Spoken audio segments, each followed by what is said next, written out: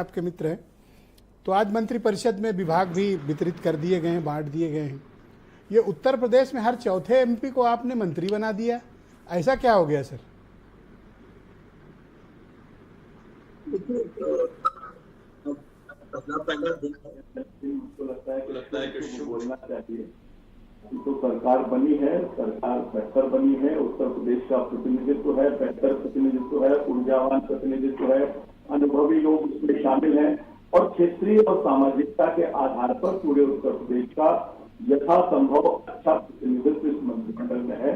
मैं समझता हूं कि इस मंत्रिमंडल के आधार पर भारतीय जनता पार्टी उत्तर प्रदेश में जो कुछ कमियां रह गई हैं उनको पूरा करेगी और बेहतर परिणाम के लिए उत्तर प्रदेश काम करेगा, संगठन भी उस पर विचार करेगा।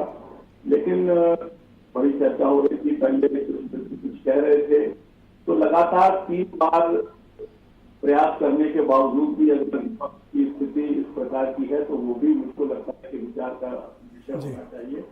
आज से ही भारतीय जनता पार्टी की सरकार ने बनने के बाद अपने विषयों पर तेजी से काम करना शुरू कर दिया है। सुबह से लेकर शाम तक भारतीय जनता पार्टी के मंत्रिमंडल के जो निर्णय हुए थे तो ये बताने के लिए पर्याप्त है कि विद इन 100 डेज हम भारत की राजनीति और सामाजिक फलक पर इस बदले हुए आपने कोई सीख लिया, सबक लिया अपनी हार से?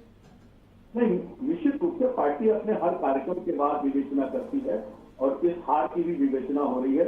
निश्चित रूप से इस हार पर भी हम जीत हासिल करेंगे। हमने देखा है कि बगल में मध्य प्रदेश का राज्य था, हम कुछ सीटों से पिछड़ गए थे, कमलनाथ जी उसमें आ भी गए थे, लेकिन हमने उस पर बेहतर अपनी कमियों पर बात करते हुए हमने सरकार बनाई और सरकार बनाने के बाद दोबारा प्रदेश में सरकार बनाई और मध्य प्रदेश में एक ऐसा निर्णय लेकर दिखाया कि जिसमें थोड़ा एक असंतुलन नहीं है मंत्रिपरिषद में? देखिए, जैसे राजपूत कम्युनिटी से 5 मेंबर ऑफ पार्लियामेंट आपके जीत के आए, आपने 2 मिनिस्टर बनाए।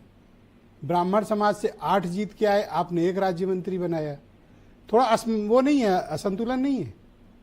देखिए, राजनीति के अंदर 70% जैसे संख्या है वैसा रिप्रेजेंटेशन मिल जाए, उसमें क्षेत्रीय आधार पर भी संतुलन बनाने की आवश्यकता होती है और उस क्षेत्र में भारतीय जनता पार्टी कहीं कमजोर थी तो वहां का भी रिप्रेजेंटेशन आया है, सारा रिप्रेजेंटेशन है और यथासंभव सभी सामाजिक आधार पर और क्षेत्रीय आधार पर विषयों को, वहां की स्थिति को, वहां की भौगोलिक परिस्थिति, राजनीतिक सामाजिक आधार पर बेहतर परिणाम देने के लिए हमने एक बेहतर संतुलित ऊर्जावान मंत्रिमंडल बनाया और इसके आधार पर उत्तर प्रदेश को और बेहतर बनाने के लिए यहाँ पर जो आपके हारे हुए कैंडिडेट्स हैं उनकी लगातार एक रेगुलर कंप्लेन, कॉमन कंप्लेन सबकी है, धोखा, भीतरघात, आंतरिक कलह।